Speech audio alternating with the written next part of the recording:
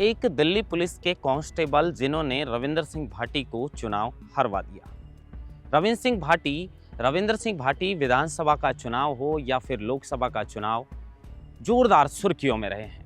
अब सब लोग ये चर्चा कर रहे हैं कि रविंदर सिंह भाटी आखिर चुनाव कैसे हार गए और रविंदर सिंह भाटी को एक पुलिस कांस्टेबल ने आखिर चुनाव कैसे हरवा दिया। इसके पीछे की पूरी इनसाइड स्टोरी हम आपको बताएंगे और बताएंगे कि कौन है वो पुलिस कांस्टेबल जिसने रविंदर सिंह भाटी को चुनाव में मात दी है।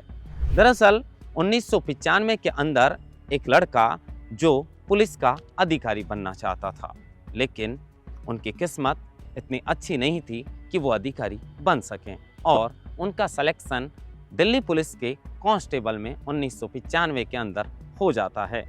लेकिन उन्हें तो अधिकारी बनना था, ऐसे में वो अपनी पढ़ाई को जारी रखते हैं और बार बार जो है वो पुलिस के अधिकारी के लिए परीक्षा देते हैं, लेकिन किसी भी परीक्षा में वो सफल नहीं हो पाते हैं।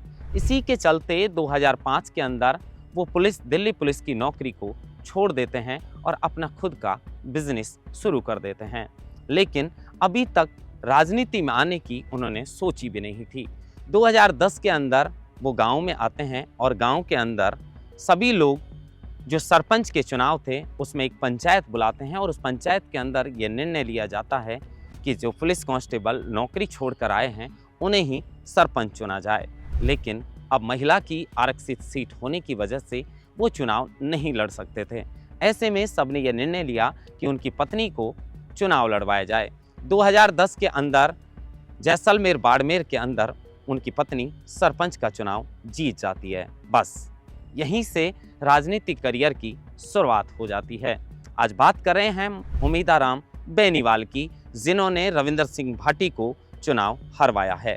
रविंदर सिंह भाटी ने विधानसभा चुनाव से पहले बीजेपी का दामन थामा, लेकिन उन्हें टिकट नहीं मिला और निर्दलीय से विधानसभा से चुनाव लड़ा और जीत दर्ज की।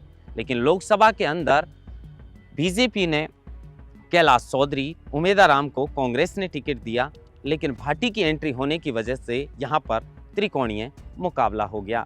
सबसे पहले 2018 के अंदर आरएलपी का गठन होने के बाद उमेदाराम को आरएलपी ने टिकट दिया और बायतू से हरीश चौधरी के सामने विधानसभा का चुनाव लड़ा, लेकिन वो चुनाव हार गए। उसके बाद कांग्रेस ने 2023 में फिर हरीश चौधरी के सामने उन्हें मैदान में उतारा, लेकिन फिर वो चुनाव हार गए। उसके बाद आगे 2024 के अंदर लोकसभा के प्रत्याशी के रूप में उमेदाराम बेनीवाल को जैसलमेर बाड़मेर से कांग्रेस ने मैदान में उतार दिया। बस फिर क्या था, अब इस त्रिकोणीय मुकाबले के बीच सिर्फ उमेदाराम बेनीवाल की किस्मत इसलिए खुल गई क्योंकि रविंदर सिंह भाटी राजपूत थे और बाड़मेर जैसलमेर के जाट राजपूत को ये गद्दी नहीं सौंपना चाहते थे। इसीलिए कैलाश चौधरी जो कैबिनेट में मंत्री थे, मोदी सरकार में मंत्री थे, उनको लेकर लोगों में नाराजगी थी और राजपूत को वोट करना नहीं चाहते थे। ऐसे में उमेदाराम की किस्मत खुली और वो लोकसभा का चुनाव जीत गए।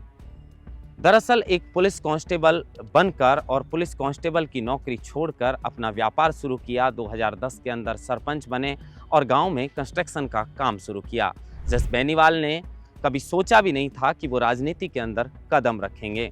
उन्होंने रविंदर सिंह भाटी को इतनी बड़ी पछाड़ दी कि हर कोई अब उनकी चर्चा कर रहा है कि कैसे एक पुलिस कांस्टेबल से यात्रा शुरू कर आज के सितारे और जिसकी हर कोई चर्चा करता है उस रविंदर सिंह भाटी को चुनाव हरवाया है बेनीवाल ने।